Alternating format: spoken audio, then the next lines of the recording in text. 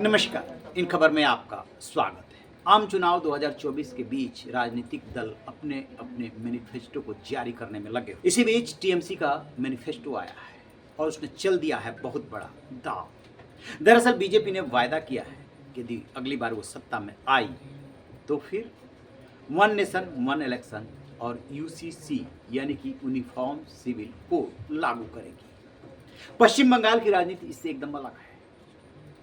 TMC का अपना vote bank है और उस वोट बैंक को साधने के लिए उसने 3 बड़े वायदे कर डाले हैं। उसने कहा है कि CAA citizenship amendment act, NRC national register of citizen और यूनिफॉर्म सिविल कोड को वो कतई किसी भी सूरत में लागू नहीं होने देंगे। इसके अलावा और भी ढेर सारे वायदे किए गए हैं मैनिफेस्टो में। राष्ट्रीय प्रवक्ता है डेरेक ओब्रायन, उन्होंने कहा कि केंद्र में इंडिया ब्लॉक की सरकार बनने पर सभी बीपीएल परिवारों को 1 साल में 10 सिलेंडर मुफ्त दिए जाएंगे। 10 मुफ्त सिलेंडर देने का वायदा किया गया है। राशन स्कीम को राष्ट्रीय स्तर पर लागू किया जाएगा।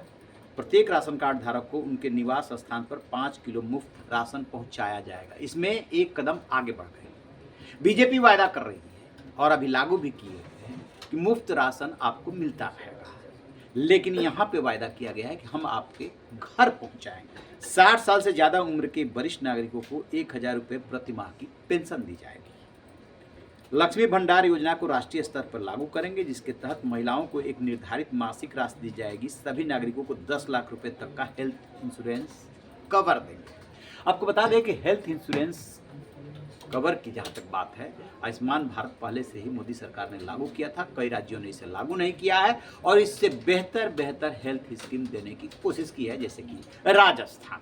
अब उसी कड़ी में टीएमसी ने ये वायदा कर दिया है कि हम आपको 10 लाख तक का कवर देंगे। अब वहाँ की राजनीति को समझिए।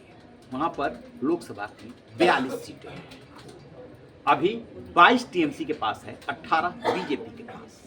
बीजेपी उत्तर प्रदेश, बिहार, पश्चिम बंगाल और जो आसपास के राज्य हैं, चाहे मध्य प्रदेश, राजस्थान, छत्तीसगढ़, हरियाणा वगैरह वगैरह में जितना ज़्यादा ला सकती थी लाई है। थोड़े बहुत बदलाव या बढ़ने की गुंजाइश है, वो है पश्चिम बंगाल में। पश्चिम बंगाल में 18 सीट पिछली बार लाई थी, अच्छी खासी संख्या होती है, लेकिन वो इसे बढ़ा करके 26 से 28 तक ले जाना चाहती है और टीएमसी किसी भी सूरत में अपनी सीटों को घटते हुए नहीं देखना चाहती। इसलिए इतना भयंकर ये जो है वायदा कर डाला है। पहले भी वो इस पे ये बोलती रही है, लेकिन अब उसने अपने मैनिफेस्टो में बाकायदे ये बात कही है। बीजेपी के सामने चुनौती है। 370 बीजेपी के लिए और 400 पार एनडीए के लिए नारा दिया गया है। तो जब उत्तर भारत में मैक्सिमम सीटें पहले से ही मिली हुई है तो फिर बढ़ेगा कहाँ?